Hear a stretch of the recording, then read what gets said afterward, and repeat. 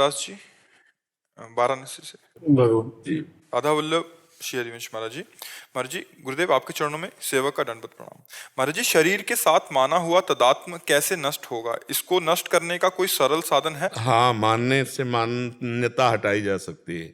गुरु चरणों में मान्यता कर लो, गुरु साक्षात पर ब्रह्म, और आसक्ति कर लो तो शरीर की आसक्ति खत्म हो जाएगी। भगवान कपिल देव जी ने माता देहूति से कहा, जो आसक्ति संसार में बंधन का कारण है, वही जब संत महापुरुष से हो जाती तो मोक्ष का खुला हुआ द्वार हो जाता है। तो आप तो मानो संत वेश जैसा धारण किए हुए हैं। हाँ, गुरु चरणों में आसक्ति हो जाए तो मोक्ष का खुला हुआ द्वार है, कोई बंधन नहीं। पर गुरु चरणों में प्यार होना बहुत कठिन है। भगवान यही चाहते हैं, 2018 से आपके चरणों का आश्रय हम लिए हुए हैं, लेकिन इतना अधम हूँ, इतना पापी हूँ कि अभी तक ये संयोग दीक्षा का बन नहीं पाया। महाराज जी, मुझको त्रिकाल संध्या गायत्री काशी में जिन्होंने दिया, वो भगवती का 25वां पुरस्कार कर रहे हैं। भगवान, मैं आपसे संन्यास दीक्षा चाहता हूँ, मेरे ऊपर कृपा करें। हाँ, उसके लिए हमने कुछ सूत्र बताए हैं अपने निज जनों को, उन सूत्रों में पास हो जाइए, आप संन्यास ले लीजिए। आप तो सन्यासी है ही, आप संन्यास लेकर भजन कीजिए। जो सूत्र है वो आपको से ये वार्ता करेंगे, उनमें अगर आप पास हो जाएं तो बस पास हो गए। क्योंकि कपड़ा बदल लेना केवल संन्यास नहीं कहलाता है। अगर हमारी चित्त की वृत्ति में हाहाकार नहीं मचा भगवत प्राप्ति का, तो हमें लगता है संन्यास नहीं लेना चाहिए।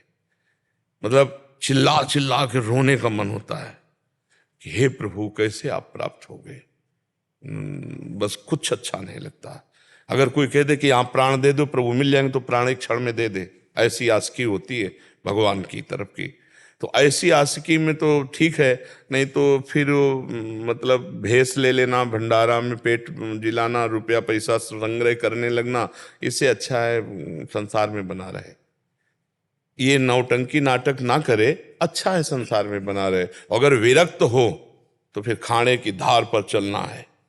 जैसे बने, एक बार अन्न डाल लिया, प्राण पोषण, रात दिन भजन में लगे, किसी से कोई मतलब नहीं, तब तो विरक्ति का आनंद आएगा। और अब समय कितना रह गया है जीवन का। हाँ, बिल्कुल पक्का निश्चय करके चले। एक साधु सत्संग सुन करके काशी से आए, तो उन्होंने बताया कि मैं वेदांत श्रवण करता हूँ और इतने दिन से विरक्त हूँ, पर जब आपका सत्संग सुना तो मुझे लगा कि मैं कोरा हूँ, अंदर वो बात नहीं है। बोले, एक बात हमारी क्या कमी आप बता दीजिए। काशी से आए थे तो पूरा निरीक्षण करके उनको बताया, एक ये कमी है, इसका सुधार कर लीजिए। सुधार किया, दूसरी दिन आए, साष्टांग दंडवत। दूसरी बार जब आए, बोले बहुत आनंद है। और जब तीसरी बार आए तो फेस उड़ा। तो हमने कहा, कहाँ गया आनंद? बोले, में महंत बना दिया गया हूँ, खत्म, परमार्थ खत्म, वैभव मिल गया, राजी हो गया। चले थे कहाँ, पहुंच कहाँ गए। ये कहते हैं कि मनोरंजन की वाटिका माया की ऐसी है कि वैसे फेंक देती, कंचन कामिनी कीर्ति, और साधक उसी में मनोरंजन में फंस जाता है। ये मानती लेने के लिए थोड़ी है, ये तो मिटाने के लिए। जैसे शरीर तदात्म शब्द बोला ना, इसको मिटाने के लिए।